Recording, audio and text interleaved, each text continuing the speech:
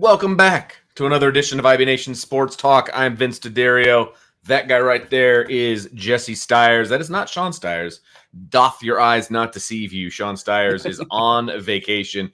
He's a couple time zones away from where Jesse and I are at the moment because Jesse's in town. Jesse is in town. You can tell if you are a frequent watcher of IB Nation Sports Talk, you'll notice sitting at the throne. You're sitting at the throne, man. You are in the catbird seat, buddy. You should be running this stuff because you are in the seat of power, man. But Jess, how's it feel to be back in the bend? For the about hour I've been here, it's been pretty much the same. I felt like it was hot, a little humid, a little stuffy when I got out of the car. But it's always nice to come back to the parents' house. Plus, they're not here. They left me a bunch of stuff to make my stay nice. So I can't complain. I just need to work, you know? Yeah, good point. And it's going to be, you picked a good few days to be here because it's going to be a hot one this week. It's going to be like mid 90s, you know, heat index over 100. Like, welcome to Northern Indiana in July. It's awesome. Yeah. So I'm excited for, obviously practice starting up this week, Notre Dame practice. And then I'm going to see, I haven't made any reach outs yet, but I might try to swing over to Adams and see what Mr. Frankie's got going on. See if I can stop by practice for a little bit. I haven't been back to an Adams football practice and I don't know how long. So it'd be nice just to see what's going on. I'm sure Frankie wouldn't mind at all either. Yeah, in case anybody has any idea what he's talking about, Frankie Karcheski is the new this is his second year as head coach at Jesse's alma mater, and I coached both Jesse and Frankie when they went to school there, and so it's and there's people on his staff that I coached with and that Jesse played with, and so it's we wish him all the success in the world, man, because that's fun. It's an era, that was an Adams era, and Frankie is only a year older than me, so it's kind of crazy to think about. I know, right? Of course, that all blurs together for me. You guys are all the same age in my mind. So, but anyway, so today is kind of the reason we're doing this topic, right? So we're talking about, we're going to wrap up the offseason and the kind of crazy offseason that has been for Notre Dame. And, the offseason to me started pretty much after the bowl game, more or less, right? Until now. That portal opens up, baby. Yeah, absolutely. And so spring is considered off season because it's kind of the start of the next season. And tomorrow, all of our shows are going to be pointed towards fall camp and everything that is going to happen there and our predictions and all that fun stuff. So you got that to look forward to tomorrow night. Jess and I are going to kind of throw down what we think is going to happen in fall camp and our predictions for the season, all that fun stuff. And then Wednesday, we're going to talk about actual practice, which mind blown, it's here, and really looking forward to it. So today we're going to talk about the offseason. And people in the chat were already like, it's still the offseason. Well, today's kind of the last day of the offseason. So we're gonna jump into this thing. Someone said this, and I've heard this before. Isn't the season the off season, Vince? Because by the time you get to the season, that should be the easy part, right? Like you've gone through the rehearsals, the practices, and showing up and playing. That's kind of the fun part, right? Like that's cashing in on your hard work, getting that paycheck essentially, and getting rewarding that hard work. Because these next few weeks, as fun as it is for us fans, it is not nearly as fun for players with the hot practices. It's just intense. Like this is where it gets turned up another notch. Like right here, right now, we're right on kind of like that cusp. Well, and I'll tell you what, I always had a hard time when I was coaching high school ball. Is we basically have 2 weeks before we get to hit somebody else, before we had the big scrimmage, and then 3 weeks before an actual game.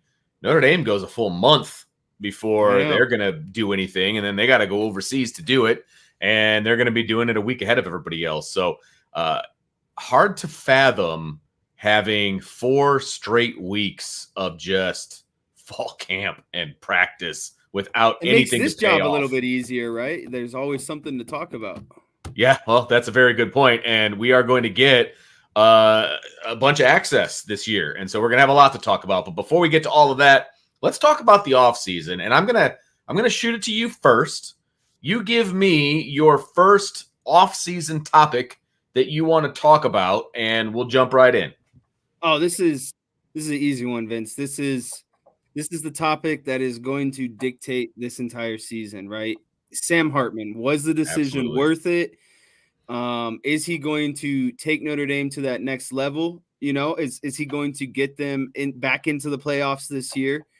And obviously, what that looks like, kind of, the pros and cons of long-term and short-term that come with, taking on Sam Hartman and giving him the keys to your offense. And I think when you talk about Sam Hartman, you also have to talk about, everything else around him offensively. New quarterback coach, new offensive coordinator, some guys stepping into some positions, a lot of young wide receivers that have to show themselves. I think the only consistent thing on the offense, at least in my mind, is the offensive line and the running back room. I think those are the two consistent things I feel the best about right now.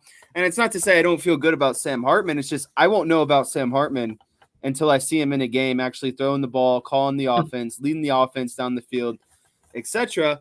But again, it to me, the season boils down to how far is Sam Hartman going to take them, or maybe are they going to have shortcomings because of Sam Hartman? Sure. But I think majority of the load is going to be on Sam Hartman's shoulders. And that's just the nature of being a college quarterback. You're the most important position on the field. And if you have an outstanding quarterback, that overcomes a lot of deficiencies that teams can have. So yeah, I am very excited for what the Sam Hartman offense is going to look like. Sure. I seeing the ball thrown downfield, I think, is something, especially at the college level, that every fan wants to see. You want to see, the deep ball downfield, the home run hitting balls. And that's, when's the last time Notre Dame had a quarterback that could really provide that deep ball? Like Ian Book wasn't a deep ball quarterback, right? I think the last time you could say someone that had a real legit arm was DeShone Kizer. Sure. And that was fun to watch. Like, you got to see Will Fuller use his speed to tear up downfield. Good wide receivers. DeShone Kizer had a really big arm. You pair, what Sam Hartman's got in a big arm and the ability to throw the ball, and combine that with a really good offensive line and a really good dynamic running back room. I think Notre Dame, what's most exciting to me is Notre Dame is going to, I think, kind of methodically pick and choose how they want to tear you apart. Are they going to start with the pass and then ease into the run game? Or are they going to start, run heavy and let that open up their pass game? Whatever that formula is going to look like, I just think that they have all of the variables in the equation to make it work. It's just kind of tinkering with them, depending game by game. So let me ask you this. I'm going to take you back to January 5th and maybe even a few days before that, because it was kind of, we got whispers that this was going to happen and that Sam Hartman was going to commit to Notre Dame and all these different things. And of course, he waited until after the bowl game. Obviously a few days after, he waited till after his bowl game and after Notre Dame's as well, if I remember my math correctly or my calendar. But January 5th is when he actually committed officially to Notre Dame. What were your initial thoughts on Sam Hartman coming to Notre Dame? Did you believe it at first? Did you think it was a good fit before you kind of dove into who he was as a quarterback? Like all of that. Like, what were your thoughts on Sam Hartman coming to Notre Dame? To be honest with you, Vince, I was not shocked, but a little bit surprised, because Notre Dame to me isn't the premier quarterback destination. And so when it was, Sam Hartman was basically put his cap or hat in the portal and said, hey, I'm gonna, go somewhere for one more year. I thought, yeah, wow, like great. Notre Dame needs a quarterback, right? That's kind of like the missing piece right now. I don't think Buckner wasn't there yet. Obviously, he came off a season where he was injured, didn't get to play a lot of games. I didn't think Pine was the answer either. He was a good fill-in, right? Like, he was a good filler. He got the job done. He did what he was asked to do. But again, Notre Dame just didn't have a quarterback on paper that was going to put you over the top or, create separation essentially. And I want to, my personal hypothesis is after that USC game, Notre Dame had to look in the mirror and say, this is kind of what we're missing, right? Like, Caleb Williams is what won them that game, and a big time game, looking at the upcoming schedule with Ohio State, Clemson, USC, Notre Dame needed a quarterback to separate themselves. Notre Dame needed a quarterback to take them over the hump and potentially, you know, win these bigger games. Because last year, that was the issue. They won one of the big games, right? They lost to Ohio State and USC, and they beat Clemson. Well, that wasn't good enough. I think personally, at worst, you can go 2-1 in those games, right? Like obviously, you want to go 3-0, but realistically, 2-1, you know, you kind of survive and hope that that's your one loss, and that one loss does well. But I was surprised that Sam Hartman decided to come here, and then immediately afterwards, you know, things started to look good, and then Tommy Rees decides to leave. And you know, I personally, I was a fan of Tommy Rees. I wouldn't say like I loved Tommy Rees. I appreciated what Tommy Rees was, and I think he had deficiencies just like any coach out there. But I also thought he was really good at some things. So, losing him after, you know, getting Sam Hartman, like that stung a little bit to me, right? Because that had to play a factor in why Sam Hartman wanted to come here. They had already started kind of that process of, you know, what their goal or envisioning, you know, what they were looking forward to in this upcoming season. And then immediately you get Sam Hartman and then you lose Tommy Rees, right? Sure. And so then that leads into, okay, well, what's the bigger question? Having a quarterback that, you know, doesn't have an offensive coordinator, or having basically a sub-average quarterback with Tommy Rees? You kind of have to pick and choose, you know, what you might like there. But I think Notre Dame handled it in a way where they vetted a good offensive coordinator. But like Sam Hartman, it's so hard to boldly give analysis or predictions when you just haven't seen them yet. You don't know what those, you know, two look like together. I think that I was surprised, number one, that they were going to bring him in. I didn't know enough about Sam. Like what I knew about Sam Hartman going into, you know, the offseason before he had Notre Dame on his radar and all that. I knew that he was at Wake Forest. I knew that he ran a gimmicky offense. And I knew that he was the quarterback from that Netflix series, you know, QB1 that I watched. Yeah. You know what I mean? Like that's what I knew of Sam Hartman. Always seemed like a good quarterback, a good guy. I knew he was religious. Like, okay, that all fits, you know, awesome. That's great. It was going to be interesting to see how he was going to fit in at Notre Dame, right? And I was actually pretty impressed that Tommy Rees was able to get him in and right. Get him to say yes to Notre Dame, right? I mean, you know, one of the biggest sell him. Absolutely. One of the biggest complaints about Tommy Rees was quarterback recruiting, right? This is quarterback recruiting. Like convincing Sam Hartman to come to Notre Dame is quarterback recruiting in a very small, in a vacuum window, right? I mean, it's got to be a quick pitch. It's got to be a quick sell. You got to sell him on what you are and who you are, all that stuff. And he had to sell him that he, as in Tommy Rees, was going to be one of the reasons that he gets drafted into the NFL. I mean, that surprised me that he initially said he was going to come to Notre Dame. Let me ask you this. Do you think had Tommy Rees left to Alabama before Sam Hartman decided to come here, do you think that Notre Dame still could have landed Sam Hartman with no Tommy Rees and it's hard to sell someone on a fresh offensive coordinator who's never really called an entire offense when this guy is, I would say a big part of his decision is looking to the future and what's going to give him the shot at the next level, right? So are you going to come to a school for a sixth year when they're transitioning between quarterbacks, offenses, etc., when you're trying, you know, your main goal is obviously to get to the NFL? I think it would have been a tougher sell. I do. I think it would have been a tougher sell for sure. I think that they might have still been able to do it just based on, you know, let's say that Tommy left and Gerad Parker was almost immediately put in place as the offensive coordinator, that kind of a thing, right? Well, then I would say that they probably would have had a decent argument because Gerad Parker's been there. He can talk about the personnel. He could talk about the offense that he wants to implement, how it's not going to be that much different, still going to be pro style. How he can, all of that, you know, utilize it around Sam Hartman's talent. Absolutely. You bring in somebody that's completely fresh, it's going to be a little bit more difficult because they're not 100% sure who the talent is at Notre Dame. And, you know, some of that, I think, you know, one of the main reasons that, you know, Sam Hartman ended up at Notre Dame is because of Tommy Rees. And I think a lot of people A lot of people forget that, or they don't Kind want of to like Tommy remember it that Rees's way. parting gift, if you ask me. Right. Absolutely. Well, and that's why people were worried that when Tommy Rees left, that Sam Hartman was going to leave with him. Right. I mean, kind of logically, you could see the path. I don't know the legalities of all of that since he was already enrolled at Notre Dame. All of those different. I don't know the answer to that, and I'll be the first one to admit it. But there's a reason that he put out that video of him lifting in the Goog shortly after Tommy said he was going to leave. Right? Like, it's that, hey, I'm still here. I'm putting in the work. I'm at Notre Dame. I'm a Notre Dame guy. Like, that's why he put that video out. Right? And so that was obviously good news for Notre Dame fans and et cetera. But like, let's talk about this Sam Hartman thing. Sam Hartman has taken this team to another level, or at least we think that he's going to take this team to another level.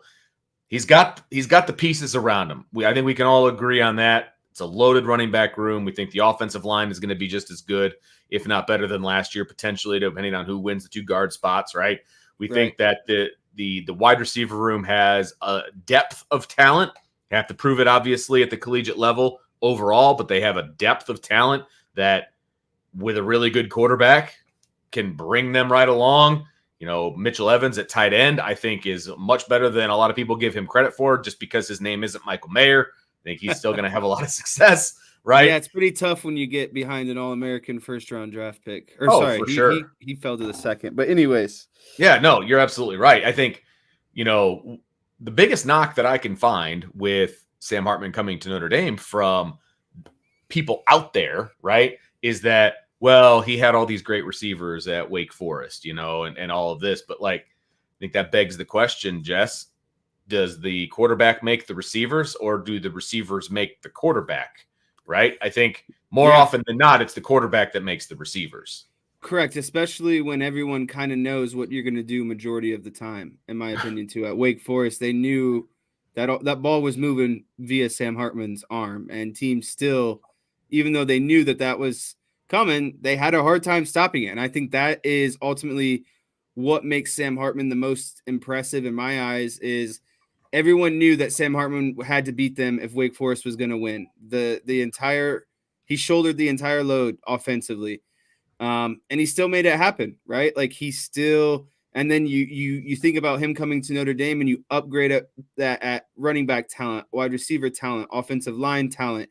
He's not going to be asked to throw in the same amount of volume because they're going to work in a run game that's going to open up even more, bigger plays, passing game. So it's like, that's the exciting part to me. And I just, the people who have their doubts about Sam Hartman, I totally understand it.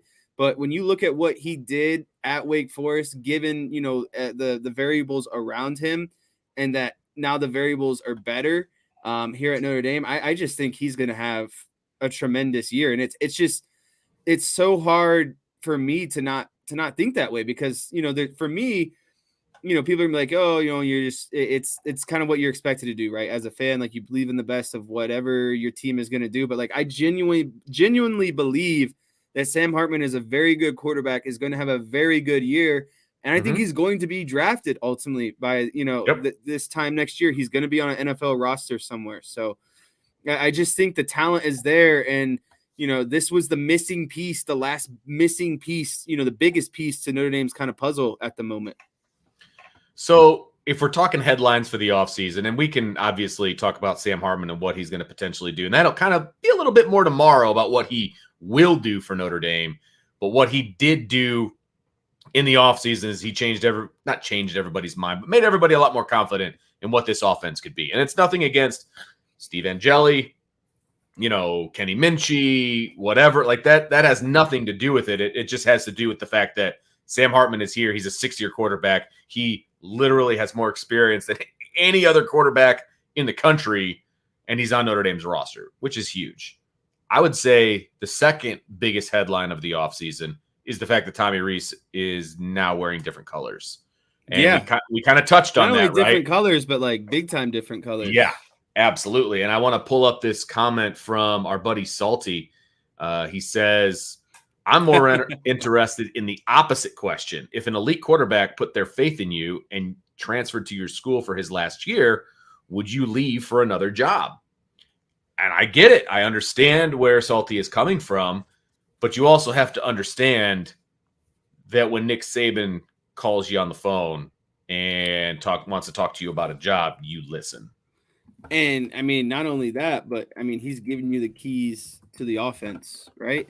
Absolutely. And you have to look at it too. I mean, Tommy Rees is 31 years old, getting called by Nick Saban to come down there and run his offense, right? Like, and you got to also look at the track record of offensive coordinators that come out from underneath Nick Saban, right? Like, it's basically after you're done with Nick Saban, you can practically kind of get, whatever your next move is, or what you want your next big step to be. Nick Saban more than likely is going to help you get to there. So that to me was the overriding factor for Tommy Rees. I think he wants to be back in the NFL. And I think this is what he wants to do to prove on a bigger stage. Sure.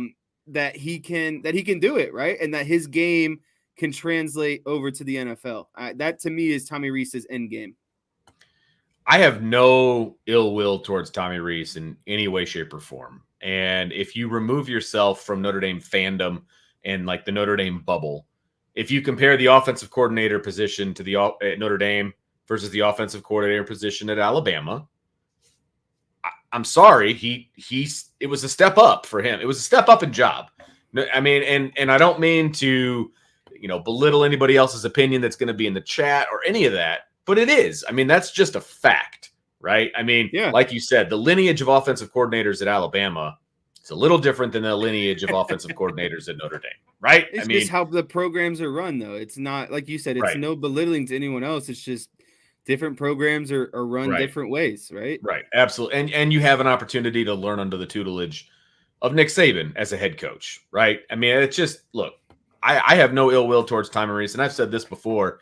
I hope that he has all the success in the world as long as it's not running over Notre Dame in the process to do it. You know what I mean? Like, I don't want Notre Dame to be a speed bump on Alabama's success train of 2023 of like winning the national championship, or Tyler Buckner winning the Heisman Trophy or something crazy like that. That would be the craziest, worst scenarios if, like, 2 years from now, Alabama wins the national championship led by, like, Buckner, who wins the Heisman, right? As long as it's not against Notre Dame, I don't really. It's fine. Like, go ahead. Like, I would take that over LSU winning a national championship all day long, every day. Yeah, I would do that. I would say the same thing. Yeah. So I have no ill will towards Tommy Rees.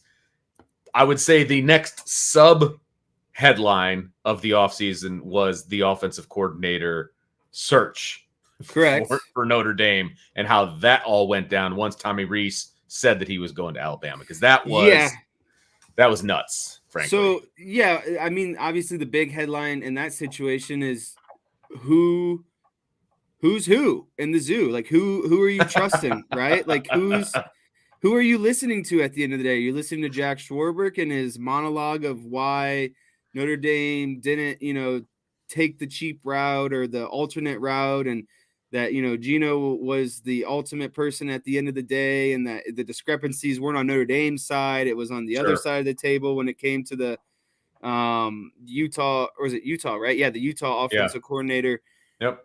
And so it's just like, at the end of the day, obviously everyone's going to put a smile on their face and say, we got the guy we wanted. This is exactly what we wanted. But that just simply wasn't the case. There was a lot of bumps. There was lots of ups and downs. There was a lot of, this person saying this, that person saying that, kind of contradicting each other. And I think the thing at the end of the day that's most important is that Marcus Freeman is comfortable with who is running his offense at the end of the day. And I think that he has comfort and belief and trust in Gino. And that's enough for me, because I've bought into Marcus Freeman as a whole. I think this is the most exciting and promising coach that I have seen in my lifetime, at least. And I know it's only been 1 year, and it was an 8-4 year. But I just think in terms of, if Notre Dame wants the best opportunity to get back to a national championship game and actually win a national championship game, someone like Marcus Freeman is the guy. And I trust who he's going to put together with his staff. And I think the flip side of that coin is it's all on Marcus Freeman now. He has more of, when he came here, he acquired a lot of pieces. At this point, he's kind of, offloaded and put together, hand selected the pieces that he wants now. So I think we're going to see the truest form of Marcus Freeman, and that's an extension through, Geno Parker, to get back to the original question. So I just think that ultimately I trust in what they did at offensive coordinator because I trust Marcus Freeman. No, absolutely. And I just think that it ended up being just a PR nightmare, essentially. I mean, just from the he said, she said as to who did what and who knew what, and, who knew what the buyout was, who didn't know what the buyout was, all of those different things, right? Like it was embarrassing, frankly. It was embarrassing is what it ended up being. And then the letter that got sent out to everybody like that, just the whole situation was just a cluster. And right. It wasn't a good look. I mean, let's be honest. It wasn't a good look. Now, at the end of the day, having Gerad Parker as your offensive coordinator, I think Notre Dame's going to be just fine, if not super successful offensively.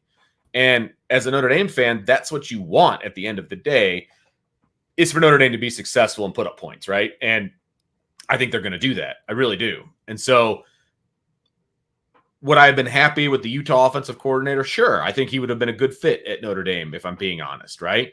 Right. And the way it all went down, if that all went down behind closed doors, Jess, and we didn't see him at the hockey game, and that's the thing, is he was on display. Yes, exactly. It was just handled was being very poorly in front of everyone. Yes, I mean they went to the hockey game for a reason, right? I mean, they wanted to be seen. It was pretty much supposed to be a done deal at that point. Correct. Yes. So, look, it was a bad look, but at the end of the day, I think they got a guy who knows what he's doing offensively.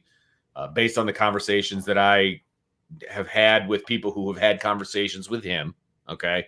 I think he knows what he wants to get out of this offense. I think he understands the skill set of the offensive players. I think he understands what Sam Hartman can do. I think he understands what Marcus Freeman wants him to do, right? What he wants this offense to look like ideally, right? And I've said it before, and I'll say it again. I think the scoreboard in Notre Dame Stadium is going to be, like it's just going to be bing, bing, bing, bing, like just I don't numbers. Think Gerad Parker and the combination of Gerad Parker and Marcus Freeman, they're going to cut the ball loose, and they're not going to care anymore about hurting people's feelings. Brian Kelly had a way of easing up towards the end. You're not going to see that mentality anymore. I think it's going to be complete domination from start to finish. And I think another thing that makes me really excited about Gerad Parker compared to this guy at Utah is, Gerad Parker's still trying to prove himself, right? Like, sure. He hasn't done it as a full-time offensive coordinator. He's bounced around. He was an interim head coach.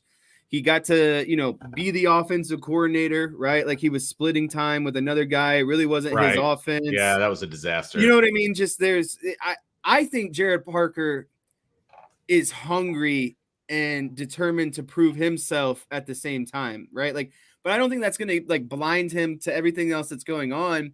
But that is, again, something that excites me because, a hungrier wolf is going to hunt harder, right? Sure, he's hungry. Yeah. And I think that applies to someone like Gerad Parker. Like, he's still hungry to prove himself. He hasn't had the opportunity to be the full in charge of an offense. And I think that is something, and listening to him, the way he speaks, very similar to, to Marcus Freeman, just their mentality, how they approach things. I just think that we as fans should be very excited for the opportunity to get, someone like Gerad Parker and watch him grow as he, continues to lead this offense in the upcoming years.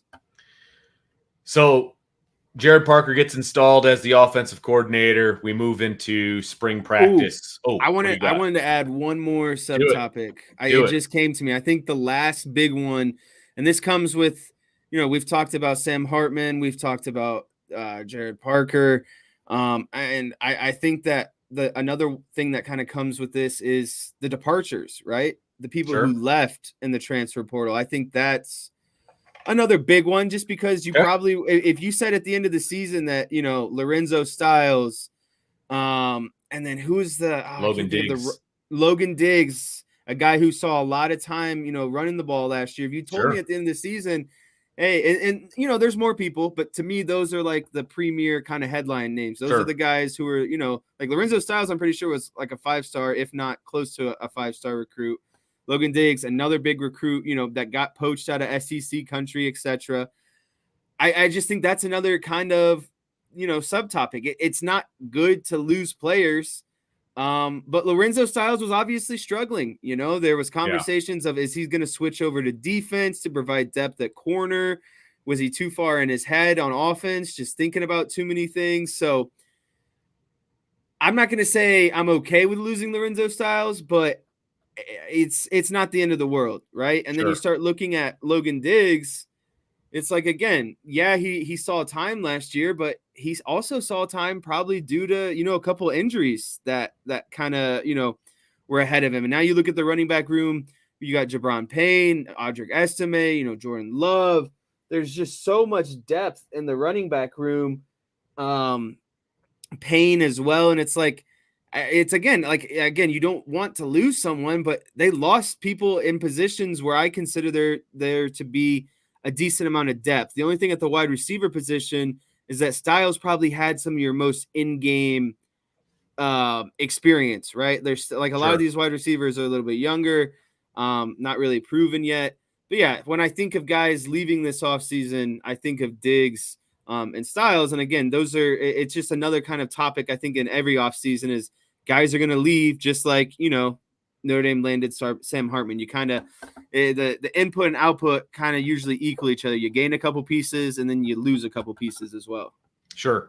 No, absolutely. And I think the departure of Logan Diggs, for example, I think opens up, question marks going into spring and then obviously translating into fall. And we're going to talk about those tomorrow, but who's going to take over those reps as the second running back?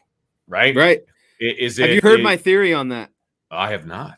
You got a theory, huh? Yeah, I got a theory. So I think Audric Estime is going to get at minimum 50% of the snap share, no matter what. Sure, he's the one, no doubt. Right, and then I think after that, there's gonna be a fight. I think it's going to be pretty much like those guys to start. It's going to be like I said, Estime gets 50%. The remaining two guys are going to get about 25%, I think, each, and then whoever takes the most out of that opportunity is going to be the guy that, maybe sometimes that's 30-20, maybe sometimes that's 40-10. Sure. But I think the consistent common denominator is Audric Estime is going to get at least that big majority, 50% of the workload just about every game. Well, it's going to be interesting to see how he takes to that role because he didn't have that role last year, right? And so, he's the main guy this year. Right. He was the closer last year. Yeah. Right? I mean, he's the guy that would come in and just punish you for continuing to play in the second half. Let me tell you, as a linebacker, when you got a fresh, big running back coming in like that, just running downhill, not fun. Exactly. Not fun. No, absolutely. And it's so there's going to be a transition for him, of course. And then what does it look like behind him? Is it going to be Jadarian Price? Is it going to be Jabron Payne?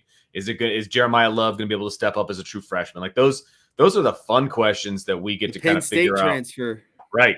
Devin Ford, I believe is his name. Yeah, so Ford. So what is it going to look like behind Audric Estime? That's going to be a lot of fun to watch, and we'll talk more about that tomorrow. But it opens up these competitions for these younger guys that are super talented. It opens up the offense too, because think about having a running game and then also being like, okay, well, we have more of maybe Audric Estime is our heavy hitter, and then maybe we want to get a little bit more kind of finesse speed, and then you kind of go to Now we're talking about how we want to attack you in a run game because we have different pieces that allow us to kind of, there's a way you can run the ball multiple different ways, right? There's different styles of running. And I think that is what's interesting now is Notre Dame has opened up different avenues for how they might want to attack you in the run game overall. And I thought another thing that was kind of brought up that I think speaks to Notre Dame's depth is if these guys are leaving, they obviously feel the pressure behind them in the depth chart. Right. And they see what's incoming. So, at the end of the day, to me, when these guys leave, again, it's not, you don't want to see people leave, but to me, you're kind of flushing out the crap, you're getting out, you're cutting off that dead weight and you're almost upgrading at these positions because again, you don't leave a situation where you're maybe the backup, like Diggs' case, the backup fighting for the number one spot. if you're not, feeling these younger guys with some fresher legs behind you, Sure. kind of breathing down your neck a little bit. So I think ultimately that speaks to the depth that Notre Dame is getting to, and that's because of Marcus Freeman. And I said it earlier. Marcus Freeman gives this team the best chance because we're going to see a type of player or a level of player that we haven't seen at Notre Dame in a while that brings them kind of back up a tier, right? Like, sure. I think they were down here compared to like the Alabamas and the Clemsons, the last Ohio States of the last 10 years. But I think slowly they're starting to get their way up in that tier. And that's just because of the level of players that Marcus Freeman's getting here. Absolutely. And that's a beautiful transition right there, because the recruiting that has taken place since the end of the season until now has been pretty stinking good. Yes, there have been and it misses. was punctuated just yesterday. Yes, it was. No doubt about it. They pretty much closed out the defensive recruiting, with the exception of maybe a flip here or a flip there. We can all hope and dream that takes place. But defensive recruiting is pretty much in the books as of yesterday evening, about they might have the best linebacker core in the country at this point. That's their third year in a row that they've had an elite linebacking recruiting class. Right. I mean, they're going to be so incredibly deep at linebacker. They're going to be incredibly fast at linebacker, athletic, dynamic at linebacker. It is going to be pretty scary to see. Yes, no, there's no doubt about it. So, I mean, the recruiting has been off the charts. The offensive recruiting class in 24 is arguably, the best offensive recruiting class since Charlie Weiss when he was, bringing in these stud offensive guys. And then that was the only good thing about the Charlie Weiss era is like, and then just forgetting the defense existed. Yeah, that's like this incredible NFL style offense. And then just being like, defense. That's all right. That reminds me of a good, not good friend, but a coach around here, Antoine. That reminds me of his philosophy: just no defense, but all. See him every day.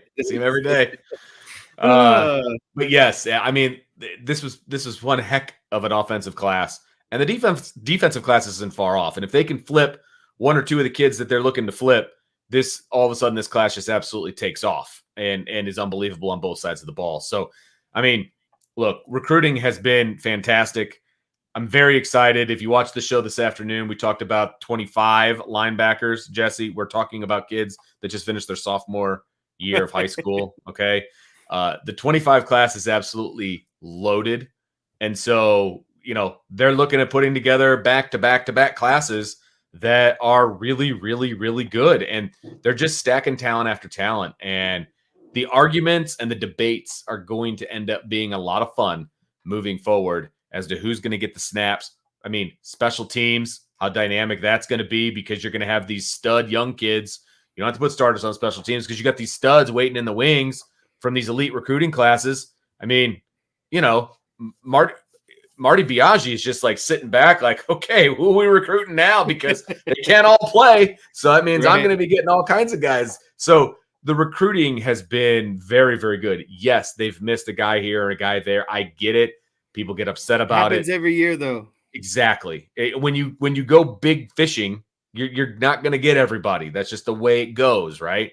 Right. But man, they got some pretty darn good kids in this class moving forward.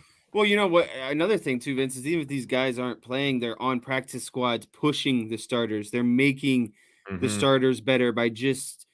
By it's like I can't remember who it was, but the wide receivers were talking about having to go up against Benjamin Morrison in practice. I mean, that's it right there. When you have talent, no matter if they're 1 through 4 on the depth chart, they're still contributing at practice and they're still pushing people to be better because every freshman wants to prove that they can play, and every older guy wants to show that he can still do it. Well, how do you do that? You continue to beat these young guys that are pushing you in practice. So it's just it's iron sharpens iron at that point. Everyone's getting better. It's not it's a win-win-win-win situation. And then if the young guys become good enough, they start flying around on special teams. They get their opportunities and, specific packages on offense and defense. And then, we start seeing them more and more. Yeah, no, absolutely. And there's no negative to bringing in elite classes. I mean, there's just not, because it just adds to the depth, obviously position by position, and then also to the special teams. And then you don't have to have, a bunch of starters on special teams either, but you're not compromising the talent on special teams by not having the starters on. You know what I mean? So again, it's win-win across the board. It's exciting to see Marcus Freeman on the recruiting trail and doing everything that he's doing, and he's bringing the staff along with him. Now, are there guys on the staff that can do a better job? Of course. It's always going to be the case. You're not going to have A-plus recruiters at every position. That's just not realistic, right? Whoa. So it's exciting to me to see where things are headed, with the recruiting and where things are at. This is a very, very good thing when we're talking about the offseason. It's going to continue going into the season as well, because they're going to be bringing 25 kids on campus. There's going to be a couple of 24 kids that need to make some official visits, things of that nature. So, things are going to keep going from a recruiting standpoint, but this offseason was pretty good to Notre Dame. Mm-hmm. Agree. So let's wrap up this segment of things. Let's talk about this New York City press tour that Notre Dame went on. I want to get your thoughts on that. I'm sure you and Sean have touched on it, but it's very interesting. I would say that it was a great brainchild of whoever came up with this to do this little press tour right in the middle of all the different SEC media days, the ACC media days, like Big 12, all of these different things, right? Notre Dame's like, yeah, we're going to hold our own media day, and we're just going to go and barnstorm New York City. So I'm going to be honest with you. You're going to have to maybe give me a little more details of. No, that's fine. I know like what you kind of just talked about, like but I don't know maybe more of like the intricates or the details of kind of what all they did in New York, like if they moved around, if they were doing this and that. So yeah, if you could just give me a little bit more of that. Marcus Freeman threw out the first pitch at the Mets game. Right. I didn't even see that. Yeah, so Marcus Freeman threw out the first pitch, and they were all there, and they're like posing for pictures with Kate Upton, who's obviously married to Justin Verlander, who, right. That whole thing, right? So they did that. They did kind of a blitz through all the TV shows that are there. So they were on Good Morning Football, they were on ESPN. They were just doing all of the different media that you can do in New York as Notre Dame people. You know what I mean? Like I guess my point is there's not many schools out there that can take their starting tackles, their starting running back, their starting quarterback, and their head coach and just get on whatever show they want to be on in New York City and throw out a pitch at a Major League Baseball stadium that is, 1,500 miles away. Relevance to where you are at all. That's what I'm saying. Like 1,500 miles away from your school, and he's getting a huge ovation when Marcus Freeman gets announced, throws out the first pitch, all of that. So like only Notre Dame can do this. That's all I'm saying. Only Notre Dame can do this kind of a thing. Well, yeah, and if you want my honest and blunt answer about this is why Notre Dame will always remain independent, because they can do these things. They don't have to abide by anyone else. SEC has a media day. Oh, that's fun. That's fun. You guys got to go, to wherever you're going. We'll go to New York this year. That sounds pretty fun. We'll throw out the first pitch at, the Mets game. We'll go on all these different, nationally broadcasted TV, where a lot of people are watching, early morning segments. People, that's where a lot of people get their news and sports in the morning when they get ready for work, driving to work, etc. And so, again, it's Notre Dame can do these things because they're Notre Dame. They have built and established their presence nationally. This is why they play on NBC every home game across the country on everyone's TV. And it's why that they can successfully pull this off, is because they have enough clout or attention or, polarizing effect on the rest of the country. Like it doesn't even have to be New York. Like they could go to pretty much, I'd say, any big city, Chicago, New York, LA, and they would have the same results. And again, it's because they're independent, and people ask, why is Notre Dame independent? Because Notre Dame can do what they want. They will make their own rules, and they'll continue to have, their national presence. And when that is shown or proven to me by being able to do something like this in New York, like they didn't lose stride, right? Like it looks like something that they've done year in and year out. Right.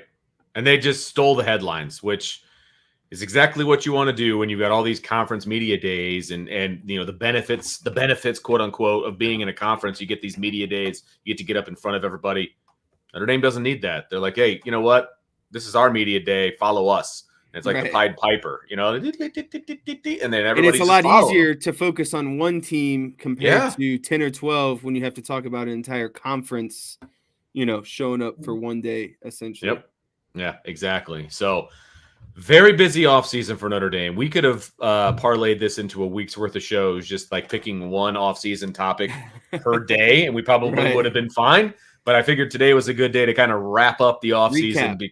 Yeah, absolutely. Because we're gonna jump in tomorrow, like I said, into our thoughts about fall camp and what we think is going to take place during fall camp. Some winners of some position battles, some bold predictions. Yes, exactly. Like that's what we're not gonna do our season predictions. We're not ready for that yet. I think that's gonna come after fall camp, probably right before the Navy game, things like that. But we are going to give our bold predictions about what happens during fall camp. So we're gonna have some fun tomorrow, Jess. I'm looking forward to it. So that's gonna do it for this part of IB Nation Sports Talk. Make sure you share. Make sure you hit that subscribe button. Make sure you hit that like button, and make sure you hit that notification bell. Send it to all your friends in your group chat. Send it to your moms, your dads, your grannies, your grandpas. It doesn't hurt. Even if people click it and say, "Hey, we hate this," at least they clicked it. Exactly. At least they downloaded it. That's all I care about. Gave it a try.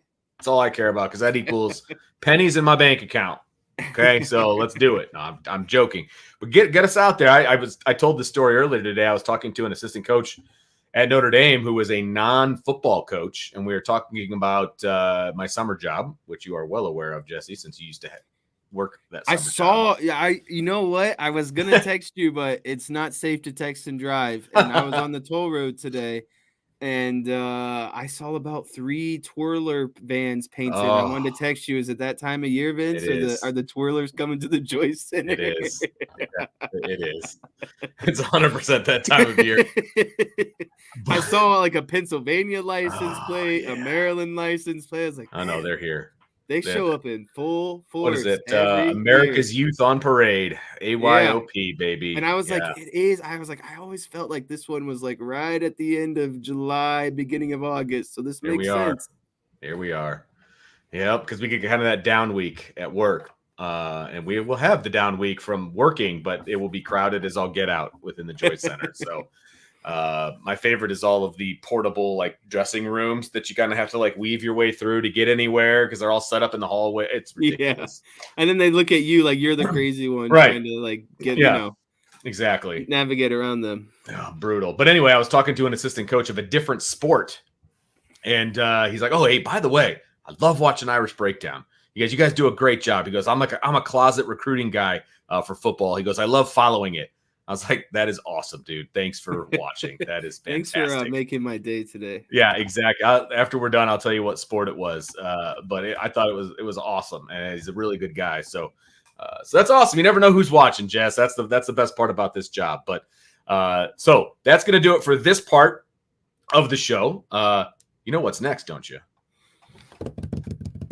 It's rapid fire. I know it's not. Whoa. Let's go, baby. All right, so rapid fire. I did my best Sean Styers impression, tried to come up with some good questions.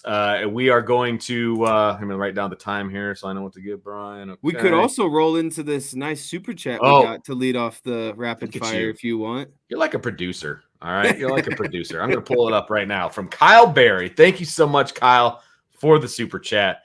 He says, say Notre Dame goes 2-1 in the Big 3 games, and you get to pick the loss.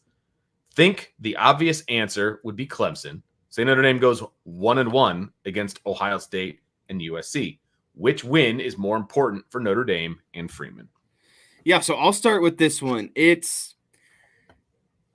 I love this question, and I'm going to sort of play devil's advocate for a hot second because I agree with everything Kyle says in this question because he's assuming a couple of things. But like, who's to say that Clemson doesn't go 12-0 and like wins the entire ACC, right? Like, to me, it's hard right now to say, who the obvious, L you'd want it to be and that sort of thing. But like, what if Ohio State for some reason has a 6-6 year? What if USC? But following the frame of this question, because I'm assuming the same things that Kyle is, right? Like, I think of those three that Clemson would be would be Clemson. Yeah, if you were going to go 2-1, and who would hold more weight out of USC and Ohio State? It's got to be Ohio State for me, and it's just because of, when you think of this area, the Midwest, it's been dominated by Ohio State, the last decade, 2 decades, however long, you kind of want to go back. Basically, the Tressel era, that has now been the Urban Meyer and Ryan Day eras, kind of all lumped into one. And I think it sets the stage or gains you a little bit more respect nationally when you take down kind of a giant like Ohio State. It's kind of like, like in video games when you like have to go through all the different kind of like bosses to get to the big main boss. I feel like Ohio State is like the boss right before the last stage. Like the Alabama is kind of like the ultimate big boss that you got to beat. And to me, you go through Ohio State to kind of get to Alabama at this point, right? Like USC hasn't been good since Pete Carroll and Reggie Bush, in my opinion, right? Like they've basically fallen off. And in that same time era, Ohio State has dominated and won at least one, if not 2 national championships, right? So to me, if you beat Ohio State, I think that is the biggest tone setter of those 3 teams. I would agree with you because I also think that Ohio State wins you some recruiting battles moving forward too. Right. That's another thing too. It's like a territorial war. Right. Notre Dame doesn't run up against Clemson or USC that often. Yes, they do run into them on the recruiting trail. I know Notre Dame is doing a much better job in California, so they're going to run into USC. There's no doubt. But at the same time, they run into Ohio State a heck of a lot more than they run into anybody else. And you get a win against Ohio State at home in that environment. It's going to be unbelievable, right? I mean, that is a program altering, program changing in a good way for Notre Dame win. There's no doubt about it. And so I would say the most important win out of those 3 is Ohio State. I guess between Clemson and USC, which one do I think is more important? I would rather beat USC just because I hate them more. Right. It's more of a personal vendetta. Like that's the rivalry side of things coming out for me. Right. Like we won't see Ohio State for know however long again after this season. And Notre Dame has proven that they can beat Clemson. And I know they've proven that they can beat USC, but they haven't proven that they can beat this USC with Lincoln Riley at the helm. They haven't because they only played them once and they lost. And it was close, but not really, right? I mean, depending on a couple things go a different way. Yeah, it's a different game, but it wasn't that. It went bad. So Ohio State's number 1 for me. USC's number 2. Clemson's number 3. Depending on the day, I might swap USC and Clemson, but Ohio State is definitely number 1 for all of those reasons. And then you throw into the fact that Marcus Freeman went to Ohio State. I mean, all of the different storylines. It's got to be Ohio State. It's got to be. Right. And you're not going to play Ohio State, I don't believe, for a while. So I wouldn't mind having bragging rights over all those Ohio State fans for a good period of time. You're going to play Clemson and you're going to play USC many times between now and the next time you play Ohio State. You only get a few shots to land that knockout blow in Ohio State. Exactly. It's by far the number 1 for me. Like it's not. Hey, I'll let you speak to this comment in the chat. Brent says the Ohio State game is as big as the 1993 Florida State game. I wasn't alive, so I can't comment. It's right up there. I mean, it's not going to be. Well, I mean, it could be 1 versus 2. I doubt it though. It's going to be too early in the season for Notre Dame to climb up that high, and I don't think Ohio State is probably going to be number 1 unless Georgia stumbles between then and now, or now and then. Right. But the implications are very similar, I would say. I mean, you're still going to be talking about 2 top 10 teams going at each other, and Notre Dame has not had success against Ohio State in a long time. So, yeah, I think it's going to be up there. It's going to be big. It's going to be big. I don't know if I'd put it quite there, but it's definitely in the neighborhood. It's, you know what it feels like? It'll feel very similar to like USC Notre Dame 05. Yeah. The Bush push game. Yeah. Like there was a lot of excitement around that game, obviously. I think it's going to be a lot like that. That's what I'll say. I remember that game. There was that game and another game. I think it was USC one of those years around that era. I was at the Bush push game, but I wasn't at another one of the USC games. And my old house, or my parents' old house, was a lot closer in proximity to Notre Dame. And so for any people that are like kind of local to the South Bend area, it was right around kind of like that Movies 14, Bain Park area. And you could hear the stadium from where we were. And that's the kind of game that I'm, looking forward to against. Yeah. Like, that's what it's got to be. Like Yep. it's also, to me, on the fans, not as much as, the players and coaching staff, but us as fans still have to show up and provide the environment that is, it's got to be a home field. It's got to be, right. something that is a difference maker, because in these close games where these teams are so evenly matched, something like, a very loud and, shaking stadium can be the difference maker. Oh, no doubt. Especially for a quarterback that hasn't Yes. really played in any major big games. Absolutely. And it's going to be a night game and, all of that. Isn't that one where they're going to wear green? Aren't they wearing green against Ohio State? Is that right? I hope. I think that's what it is. They announced it so long ago. Like, I'm not used to them making announcements that long ago, but I'm pretty sure that's the one that they're wearing their green jerseys for. So, I mean, the atmosphere is going to speak for itself. They're going to make Ohio State feel nice and at home. And hopefully there's not a lot of red in the stadium, obviously. So, one more question from the chat before we get to our rapid fire. These are like our own little rapid fire questions. These are like the appetizers. That's exactly. From NH, if Notre Dame went 11-1, who would you want the loss to be to? So I saw this question kind of flying around the chat, and some people were saying Tennessee State. And that would be not Navy, good. And get it out of the way. I'm going to be the one to tell you a really bad loss against a really bad team is a lot worse than a close loss to a really good team, especially when you're considering, look at all three of those. What benefits Notre Dame in this situation is one team is in the Big Ten, one team is in the ACC, and one team's in the Pac-12. All three of those teams have a chance to win their conference. Sure. I think that's who I'm taking my loss to, is a close game to a potential conference champion. You got it.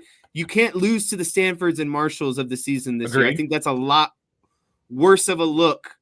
Even if you sweep the Big Three, I think it's still a worse look to lose. I would rather lose a close game to one of the Big Three and then sweep the Big Three and lose to a Navy. I think is, I guess, ultimately what I'm saying.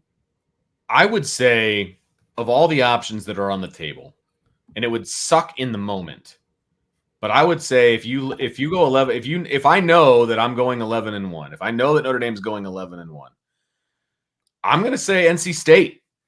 It's a trap game already. Yeah, it's your first real opponent on the schedule, right? I mean, let's be honest. Much respect to Navy. It's your first real opponent on the schedule. It's the first real opponent on the road, right? But then, so you lose to them, what is that, week 3? Something along those lines, right? You lose to NC State, and it's sandwiched around, I believe, Tennessee State and Central Michigan. So you lose to them, but then you beat those Big Three, and all three of them win a conference championship, and they do all the things that they're supposed to do. You're in the playoff.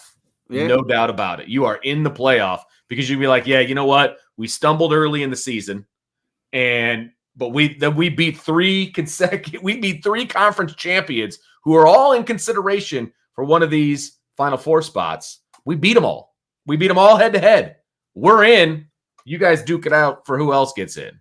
You know what I mean? Like that's how I would feel about it. I wouldn't want to lose to any of the Big Three. Yeah, you've kind of altered my opinion here a little bit. Yeah. Yes. Also, I don't know if you know, but the chat got a little bit more star-studded with Ryan Roberts entering the chat. He's in here somewhere. He's throwing down some gauntlets, and I don't know if I appreciate it. I don't. He's trying to get you in trouble. Seriously. Man. Gosh, that's messed up. Oh, now it's paid. Now you got to answer it. Oh, that's messed up. D-Troll Hunter. And he even signed it Ryan Roberts. I hope Ryan is going to send you the $1.99 that you spent on a super chat to force us to ask that question. He goes, yeah, now you got to read it. He says, Vince, who is your favorite Styers? It's going to be a very political answer. God darn right it is. It's absolutely going to be a political answer. I have known both Styers for the same amount of time. I met them both in person at the same time because it was a competition. It was on the radio. It was run by Sean Styers, and Jesse Styers was there to watch. And I'm sure he doesn't remember this because why I would was he? there. You We were were at 8 like years Smoky old. Bones or something. Yeah, it was at Smoky Bones. You were like 8 years old, and you were watching. And that's where I met you. I remember sitting at your booth afterwards, like talking to you guys. So, I mean, I've known you guys the exact same amount of time, so I can't even say I go back further with Sean. I'll give you Vince's real answer here. When he first started, it was my father, because I was just a pesky 8-year-old at the time who just loved to run around and bother people, basically, just hanging on to people's legs. And, I was just being the kid that I was, high energy, asking a lot of questions, just a curious little guy in the world. And then as I developed and became a student of the game under Vince's eyes, I think the teeter might have, started to go a little bit, because I was helping Vince's career out at the end of the day. Not wrong. If my success and our success led to Vince's success at one point in life. So it's a good point. I think you kind of asked like 5-year windows. There's a different answer for each 5-year window. Let me tell you, I have never been more upset than when I was the head freshman coach at Adams High School in South Bend. Vince's worst day was potentially my best day. Yes, exactly. That's exactly right. So we were like, what do we have? One game left of the season? It was the last game of we the had year. one game left of the good season. Opponent. The best opponent. Yeah, we were playing Penn, and we had a great season. And Jesse was my starting middle linebacker. He was the captain of the defense, okay? He was our dude on defense. I even put him in at tight end sometimes, so he would go in and like make a one-handed catch, that kind of stuff. So he was our guy on defense, all right? And the head coach, the varsity head coach, my boss, comes to me and he's like, hey, I need to take Jesse to varsity because, we got somebody got hurt. I can't even remember the reasoning why, but he's like, I need Jesse. We didn't have depth at linebacker. Yeah. But, I mean, I didn't provide much depth. No. And that's what makes me even 200-pound freshman linebacker. I remember the first play I got in, I got pancaked into the bench on the sideline. It was a very rude awakening. He took you away from us right before our biggest game, which we only lost. We lost by a very small margin, by the way, in that game. You would have been the difference. I will go to my grave saying that you would have been the difference in that game, because you just would have been. I don't even want to go any further than that. You would have been the difference. I wasn't impressed with their quarterback. You would have been the difference. And he didn't even use you. He didn't even use you to the best of your ability. I think he had you on like a special team. I'm like, you special team, and then we were getting blown out, and we lost. We had to play the same team the next week, and we lost combined in those 2 weeks 100-0. Oh, horrible! It was horrible. Not to get too far off a tangent. Oh my gosh! But yeah, you would have made the difference on the freshman level, and he didn't even use you on the varsity level. Never been so upset in my life, because freshman football meant the world to me at the time. It was in my own little bubble, and I got screwed. I got screwed by my boss. So anyway, Jesse was definitely my favorite then. That's for sure, because he was the missing link on the sidelines of that game. It just kind of, we go through different stages of life, and Vince has different, which Styers is more important to him varies throughout the stages of his life. Yeah, it was tough. So yes, it was at Adams, Josh. It was at South Bend Adams. So just brought back a very bad memory for me. Thanks for that. All right, let's get into a couple more rapid fire questions. We got some good ones here. Like I said, I was channeling my inner Sean Styers on this one. Okay, couple Cubs questions here for you. Number one, this weekend, both Fred McGriff, so there is a bit of a Cubs connection there, and Scott Rowland were inducted into the Baseball Hall of Fame. Scale of 1 to 10 on whether each one deserved to get in. So this one was a tough one for me, because originally I for some reason got stuck on Scott Rowland, and so I went into a deep rabbit hole of Scott Rowland, and then I started comparing him to Fred McGriff, and I was like, well, if I think this about Scott Rowland, then I kind of naturally have to think this about Fred McGriff. You know what, Vince? I'm gonna say it. I don't think these guys or Hall of Fame material. And this isn't this isn't to knock these players because these are tremendous players, right? Like you look at their stats, tremendous players. My gripe with the situation is the MLB has set a very, very, very high standard and has made it the hardest Hall of Fame to get into. And there's a lot of players sitting out of the Hall of Fame right now that deserve to be in the Hall of Fame. And you start looking at guys like Scott Rowland and Fred McGriff, like, okay, Scott Rowland was a 7-time All-Star, an 8-time Golden Glove. You know what he didn't do? He only batted 300, and I say only 300. He only batted 300, 3 out of his 17 seasons. He's a career 280 hitter. He's got just over 2,000 hits. He's got 315 home runs, just shy of 1,300 RBIs. I think ultimately what got Scott Rowland into the Hall of Fame is that he was a very good defensive player because his offense was average to above average. I wouldn't say he was elite. He might have had an elite season here or there, but he wasn't a career elite hitter. But when you start looking at, his wins above replacement as a third baseman defensively, 70. He's got 70 wins above replacement throughout his career. That's a 9th all time for third baseman.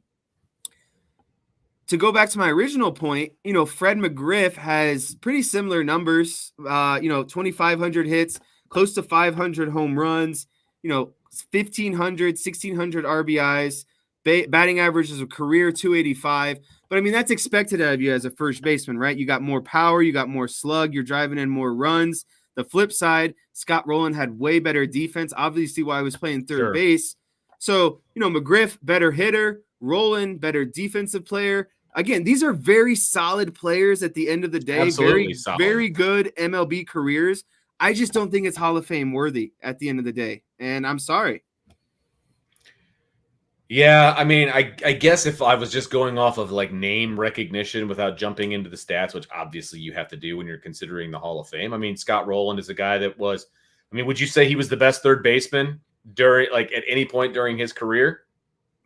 That's the thing. It's like, you know what, Vince? I saw a tweet this weekend that was like Scott Rowland and Hall of Fame induction. I was like, is he going into like the Phillies, Hall of Fame? Is he going into the Cardinals Hall of Fame? And I was like, oh crap, like this is the MLB Hall of Fame. And I think that's like kind of like, again, why I'm like kind of shocked by this. It's like, again, Scott Rowland wasn't the guy that like, he didn't win MVP. That was the other point I was going to make. He didn't really ever sniff an MVP either. I think his best MVP finish was like 6th or 5th overall. It's like, he was a really good player, but he wasn't the guy to like put him over the top. He wasn't the game changer. He wasn't winning a World Series. He wasn't the best at his position in an era. Like, he was, again, a very consistently good player, but he wasn't, to me, a baseball Hall of Famer by what they've set the standard to at this point. It's the hardest hall to get into. Like, you have to have very good numbers. And I just think that they fall a little bit short. Yeah. And I feel the same way about Fred McGriff. I mean, he's not, I don't know that he was ever the best first baseman in the league. Like, you know what I mean? It never, maybe I'm wrong, but at the same time, I would Hall of very, very good. Hall of very consistent. Like that's fine, but I don't know about the Hall of Fame. So that's a tough one for me too, to be honest with you. All right. Buy or sell the induction of Pat Hughes as the Ford C. Frick winner into the Baseball Hall of Fame. Obviously, Pat Hughes, the play-by-play announcer on radio for the Chicago Cubs. Yeah, so I had to do a little bit of research about what the Ford C. Frick Award is. And for anyone that doesn't really know, it's annually presented to the broadcaster for major contributions to baseball, right? Right. And so it's basically, a broadcaster's way of getting into the Hall of Fame. And it's hard for me to put biasy aside, but I am a fan of Pat Hughes. And I definitely think that he, and again, it's a broad term, has made major contributions to baseball. Like when you think of Cubs baseball on the radio, who do you think of, Vince? Currently, Bob Uecker, Pat Hughes, obviously would be the first one, out of my mouth. All the other ones have kind of retired. Like the big name guys that you know about, I feel like they've retired. Yeah, basically, yeah. And so, to me, it's like, I don't, if you ask my dad this question, he would probably have He a lot rattle more off a bunch, depth I'm sure. because he knows just about every broadcaster of like every era of every team and could give you like, that's just who he is. He's an encyclopedia on a lot of things. And Sure. I'm surprised I don't know where all that gets stored away, right? Like it's not only sports, it's like pop culture, music, TV shows, movies, like he can reference just about anything. But again, I'm a big fan of Pat Hughes. I enjoy listening to Pat Hughes, and I think that he has done great things for the game of baseball. So I do think and appreciate the fact that he got the award and, obviously the induction into the Baseball Hall of Fame. Look, he is the voice of the Cubs. I mean, he just is. Like they weren't asking, the TV announcers to talk at the parade after they won the World Series. You know what I mean? They had Pat Hughes do it. And Pat Hughes is the Chicago Cubs. Like I know a ton of people that don't listen to the TV copy. They listen to Pat Hughes call games and they watch it. And he's amazing. He is so good. He just brings you along. He is old school when it comes to that. Like he is Chicago Cubs baseball. I don't think there's a lot of those guys out there anymore. But he is that guy, and he absolutely deserves. And frankly, I feel like he should have gotten this award a while back. But I'm glad that he was finally able to get it, and he was finally able to get it while he's still working and able to enjoy it and all of that. It's not like after he retired, after he's like an old man. You know what I mean? Right. Ron Santo got his after he died. Like that's messed up. You know what I mean? Like he deserved to get in well before that. And at least Pat Hughes gets the chance to appreciate the award, and he belongs in the Hall of Fame. So it's a huge buy for me. No doubt it. All right, next question. Here we go. Another Cubs question, and then we're done with baseball. I know there's a lot of non-baseball fans in the chat. I think we've got the chat kind of fired up about this Scott Rowland and Fred McGriff chat. You like took a cattle prod to people, and you're messing with them. That's the fun thing is like it's just like it's a big opinion thing, right? Like it's what you value in a baseball player. What do you what metrics do you like the most? But you could keep the baseball questions coming all day for me. Oh, I know you enjoy it. All right. Scale of 1 to 10, the chances that the Cubs trade Cody Bellinger and Marcus Stroman. So if you would have asked me this question 4 games ago, before this 4-game homestand with the Cardinals, I probably would have said Bellinger was a 10 out of 10, right? Gone 100%. I would say Stroman 5 out of 10. I've been 50-50 on him the whole year. I have a philosophy for what I think they should do, but I've seen the philosophy the last like 3 or 4 years, and that's sell off at the deadline of every valuable asset that has meaning to you, right? And so seriously, that has been the Cubs. And now we fast forward 4 games. They take 3 or 4 from St. Louis. They get 2 games against a bad White Sox team, another 4 games against the Cardinals, and then a 4-game set with the Reds after that. So like a very big 10 game stretch coming up, and it all coincides with the deadline coming on August 1st, which is next Tuesday, by the way, like a week from tomorrow. A week from tomorrow. So we've got about 8 days, and again, 8 in the next 10 days. They got 8 divisional matchups, right? And against 4 against the Reds, who are probably going to be in first place in a couple of days. So all that being said, the Cubs are back to like 2 or 3 games under 500. Dansby Swanson's back in the lineup. Nico Horner's healthy. Cody Bellinger's slashing like 450 in July. He's the slug is crazy up. He's batting over 300 with 2 strike counts. He's batting 350 off lefties. It's like Cubs have missed a lefty slugger for I don't know how long. I think if the Cubs continue to run the table here and get above 500 by the time the trade deadline is here, I don't think they move Marcus Stroman at all, and then I become 50-50 on Cody Bellinger. And the reason why I think Cody Bellinger is a guy who ultimately gets traded is because the return on investment is crazy, Vince. This guy is on a 1-year deal, right? Right. If you can flip a 1-year deal into someone's best prospect because they need a lefty slugger in their lineup to make that playoff push, it's hard to say no to that. But the flip side of it is Cody Bellinger's batting coach is in Chicago. He's gone back to, he's cut down on the really big home run swings. And again, I said he's got, he had they said the other day in the broadcast, he had like one hit or like 2 hits out of 50 with like 2 strike counts. Now he's batting 350 with 2 strike counts. Like the guy has completely changed his approach, and that's accredited to who the Cubs hitting coach is, right? And I think that the Cubs could have success with having him in the lineup because they need that lefty bat. He's a Gold Glover, outfield, etc. But I just think the return on investment is going to be too big for them not to take it, right? Like I just think they're gonna get some sort of prospect in return because the team is going to need a lefty bat in their lineup. If you could convince him to sign a long-term deal right now, would you do it, or would you still trade him for parts? Long-term is relative. He's in his 30s now. He's 27, I thought. Really? Let's check real quick. I think so. Well, that's what somebody in the chat said. You believe in these people? He's 28, so we were both. Okay. All right. I think if you could get him to a 6-year deal, I'd be okay with that. I would, because he's not lost a step in the outfield. And like I said, he's changed his swing enough this year that he just puts the ball in play. Everything he does, he's just putting the ball in play. Even if it's a hit, he's making the defense work. The Cubs play in one of the 2 crappiest divisions in baseball. The NL Central and the AL Central are just bad. And so it's like, yeah, you get on a hot streak for like a week or 2 and you could be sitting 2-3 games out of first place, right? And so I think that also plays into the Cubs' decision. I think they need to keep Stroman and Justin Steele together because that's a really good 1-2 pitching punch for years to come. Sure.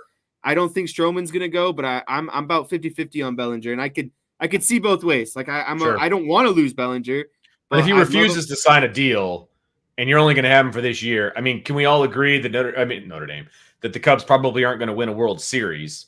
Right. So I don't think you can take that chance from it. Right. I don't think you can take that chance and keep him around, especially when he's hit his hottest streak at the trading dedeadline. And as Very much coincidental, as it would, huh? Right. Yeah, right. Exactly. It would suck to trade him. Irish Chi-Town says, what do you think of trading Bellinger straight up for Goldschmidt? Bellinger's not going to go to the Cardinals aren't going to be picking him up, first of all, because they're even more out of it than the Cubs are. So yeah, I don't see that one happening. Irish Chi-Town. I don't know the details about Goldschmidt's contract, but if he's on a 1 year as well, or if he's at the end of his contract, I should say, then no. And I don't like picking up the Cardinals' waste, so it's a hard pass for me. Yeah, Vince, I'm never a guy who's let's trade or anything within the division. That's voodoo. Yeah. For me. But yeah, Goldschmidt's like 35 years old. That's as good as he is and has been. He's a Hall of Fame player. But I mean, the closer you get to the 40s, it's hard to make a case to sign a guy to any sort of deal that's lengthy. Yeah, no, that's a hard pass for me as well. All right, here we go. Your interest in the Women's World Cup is blank. My interest repeat, like this is kind of a big deal. Yeah, my interest in the Women's World Cup is pretty high, and it doesn't matter if it's men's, women's, summer, winter, whatever time. Like anything that has USA attached to it, I feel some sort of like national pride. Just being the competitor that I've always been, and just being a sport fanatic. Like there's it's like you combine again sports and the opportunity to watch your country compete on a national stage. I'm all about it. Like I watched the second half of the game on Friday, even though I knew it was probably going to be, not really a close game. I still watched, and I will still be rooting for him just as hard as I would be rooting for the men's team, the Summer Olympics, the Winter Olympics, whatever it might be. I'm all for it because again, it's the United States on a national stage, and I feel that kind of just pride as a absolute. That's the same way. That's the exact way that I operate. I love the Olympics. It's my favorite time of year. Every 2 years, getting to root on Team USA, the whole thing. And look, the women's soccer team is one of the best national teams from any sport, outside of like the dream team for basketball that the U.S. has ever had. They've won 2 World Cups in a row. They're going for their third, which would be unprecedented. It's never been done by any women's team, any men's team ever from any country. That's huge. I mean, Yeah. that's huge, and that's an accomplishment. And I watched the entire game on Friday. I plan on watching the entire game on Wednesday, and it's going to be a long day Wednesday with practice and summer school and shows and everything else. But the game starts at 9:00. It's like they planned it out for me. It's beautiful. So I'm going to watch it and then get up and go watch Notre Dame football practice the next morning. And it's going to be a lot of fun. I love anything associated with USA. And look, you got to give the women's soccer team the credit where it's due. They're really good. Very good. Yeah, and they're fun to watch. They're really fun to watch. Like anything that's elite is fun to watch, and they're elite, and so I enjoy it. Right? I mean, it's high level. Yeah, absolutely. And I'll tell you what, those Vietnamese chicks, they play rough, man, and they're all like 4'11", and they little firecrackers. Man, they played and I realized when there's a size differential and all of that, you got to do something, And they held Notre Dame. They held the USA at only 3 goals, which is huge considering they scored 13 in their first match 4 years ago in the World Cup. So holding them to only 3 is really, really good. But yeah, man, they didn't take any crap from the USA. I kind of dug it. It was pretty good. Yeah, I mean that game. If you saw the betting odds for a lot of those games, the U.S. not they played bad, but like you said, the Vietnamese played a lot better than I think a lot of people expected. Yes, their goalie was unbelievable, and Tyler Misguided Passion Bang says their goalie played hard. She played amazing, like stopping a penalty kick, amazing, like unbelievable. I mean, yeah, I couldn't even imagine, Vince, like as a goalie. Seriously.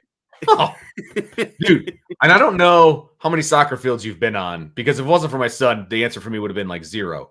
But I've stepped into goal and it's very daunting. My kid has lined up to take PKs against me. That ball is not that far away. Okay. It's right there.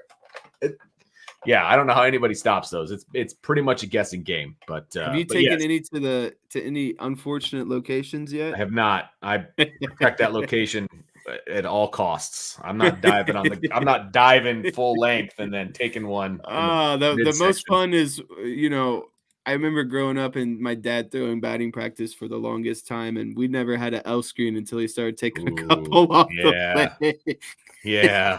He just had these giant bruises on him. I bet. Yeah, that's messed up. And me, it's like, obviously, I'm not laughing at the fact that he's bruised, but it's hard not to laugh in a situation like that. He's especially hopping around and the reaction. Yeah. Oh, yeah, and it's, you know how he is, and we're in practice and stuff. He's, he's telling me I'm not hitting the ball well enough, and then I smoke one off him. It's like, hey, did I hit that one well enough, buddy? I can just see him getting pissed off at you too for that. Just saying. But all right, that's great. It serves him right for not having an L screen. You to buy one, I guess. All right. Next question. Many NFL and college football teams are coming out with alternate or throwback uniforms. It's like the thing these days. What's the best one that you've seen so far, and what are the worst ones that you've seen so far? Yeah, so I'm a visual learner. I have some stuff prepared for us. I'm gonna bring up. Let's do this. Some of the ones that I like. Okay. I'm gonna start with. This is nice. I can control which one I start with. I gotta go with the obvious favorite here. My favorite out of all of these uniforms. I think this is Is it sharing my screen? There we go. Of course. There we go. I mean, these are clean right here, man. What makes these for me is when they put the stars on the shoulder pads. I'm a big fan of these ones. Some of my favorites, but a little bit of biasy. I'll go to. Why don't we switch to ones that I think are pretty hideous? And these came out kind of recently. They're the Buccaneers creamsicle jerseys. The creamsicle ones. Yeah. Not a fan of these. Those are pretty bad. I'll give you that. That was going to be high on my list as well. I guess I don't mind it, but they're probably one of the worst. I mean, Right. let's Yeah, be it's like honest. they don't like I'm not like, oh, whoa, like, but yeah, they're just not they don't do anything for me, right? Right.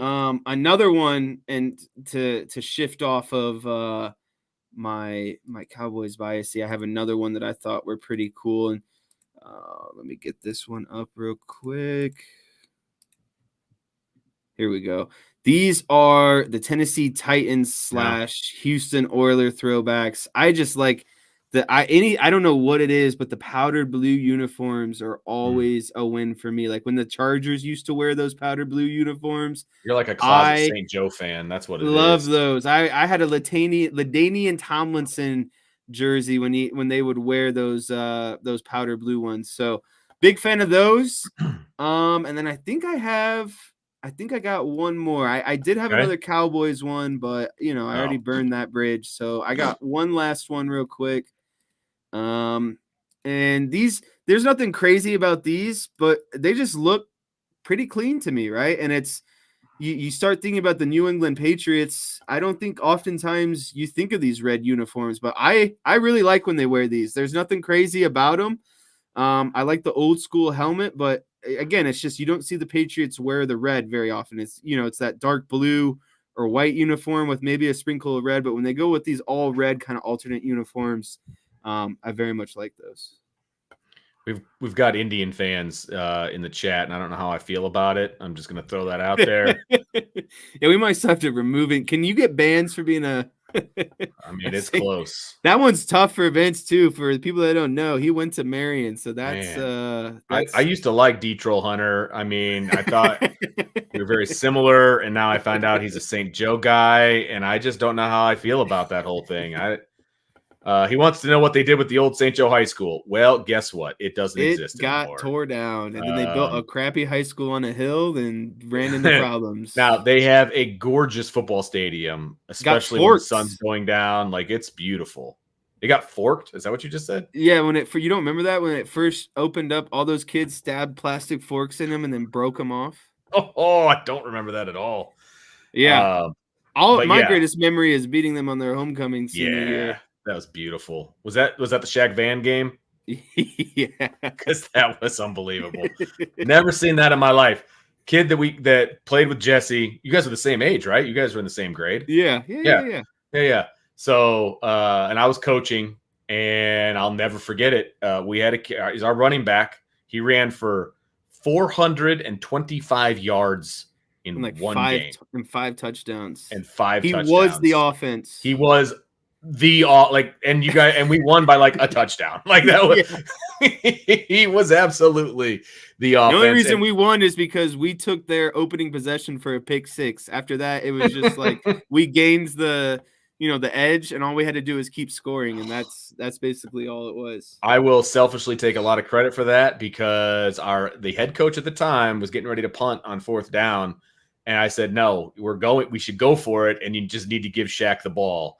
And then on that play, he scored like a 70-yard touchdown down the sideline. And he was getting ready to punt the ball away. For shame. For shame. Anyway. I can't believe all these St. Joe people in the I chat. know. Where are all the Marion people? I don't. Oh, there, Chris. Chris is an old school Washington fan, man, and he's got the last name of old school Washington people. Yeah, that Polish west side of town.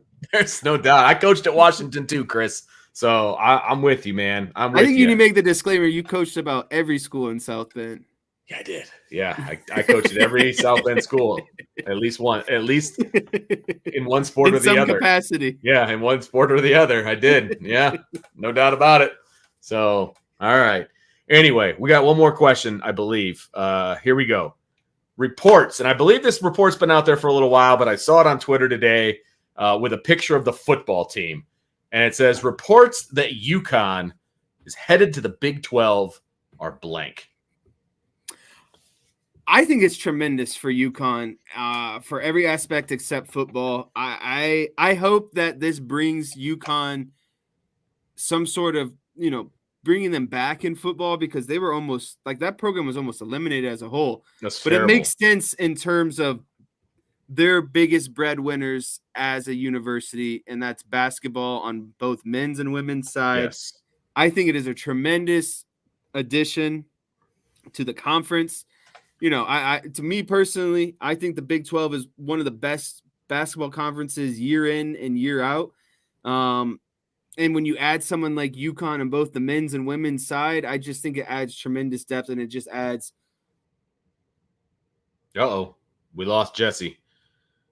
But that's okay. He was basically saying that the basketball version of UConn belongs in the Big 12 because the Big 12 is arguably the best basketball conference, in the country. And I can't say that I disagree with him on that. And he's back, and so I'll let him finish his thought on UConn to the Big 12.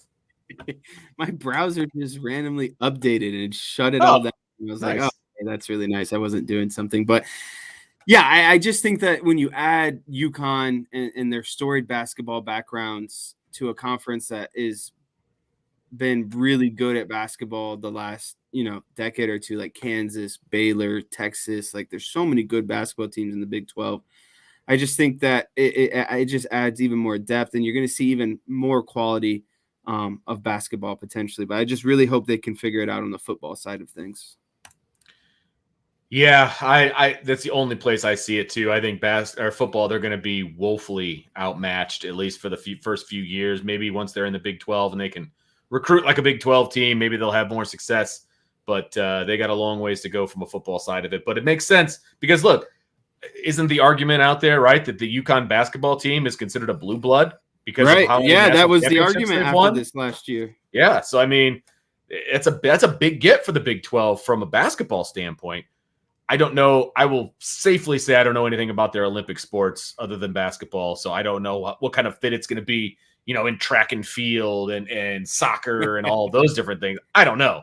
But from football and basketball, great fit. Football, they're going to struggle. It's going to be like they're going to be like the Vanderbilt of the SEC for quite a while. I have a feeling. So, but whatever, man. They'll be competitive in basketball, and that's obviously what's going to bring them in the money, at least right now. So, I get it. All right, there's a few things over here. Nope, we're good. Oh, we got one last question from our boy Derek. What is the media availability this year for Notre Dame football? And Derek, we're not supposed to give out that information. What I can tell you is that it starts on Wednesday, and it is a full practice, and we'll be there. And we'll let you know how it went at 1 o'clock on Wednesday and at 6 o'clock on Wednesday. We get 2 full practices, and we get a bunch of 5-period practices at the beginning. So take that for what it's worth. And it's obviously mostly front-loaded. That's what I'll say. It's mostly front-loaded because once you get closer to the season, within like 2 weeks, they want to be able to, do their thing without the media being there, which makes perfect sense. So, but I'm looking forward to it. We actually finally get to see the ball flying through the air and, caught and thrown by Notre Dame people. So that's going to be great. All right, Jess. 1 day down, 4 to go. Are you with me? Oh, I am. All right, I hope buddy. I didn't lose enough people. I talked a lot today. That's it. You better bring the pain for the next 4, buddy. So we will be back tomorrow at 6 o'clock for another IB Nation Sports Talk. And we are going to be talking about our big, bold predictions for fall camp. We will predict some position wins and losses and kind of talk about what we're expecting to see. And, all kinds of fun stuff. So we're going to have some fun with it. I know tomorrow at 1 o'clock, Brian and I will be on the show, and we are going to talk also about our expectations for fall camp. So, hey, listen, everyone, give it up for Vince. All right. The man has 50 summer jobs, and he's still here every day with a smile on his face, putting it on for everyone. It's true. Tomorrow I have summer school at 8 a.m. And as soon as I'm done with summer school, I'm coming to do the show with Brian. So and he's probably sneaking a Gatorade break in between there as well. Darn right. Always on the phone, texting, making sure things are going the right way. So I'm surprised. You remind me of a guy that would have a BlackBerry, just constantly, just like, you know what I mean? Just like always got people to be in contact with. It might as well be, my friend. It might as well be. So, all right. So until tomorrow night, that's Jesse. I'm Vince. Thank you guys for joining us on the Irish Breakdown podcast.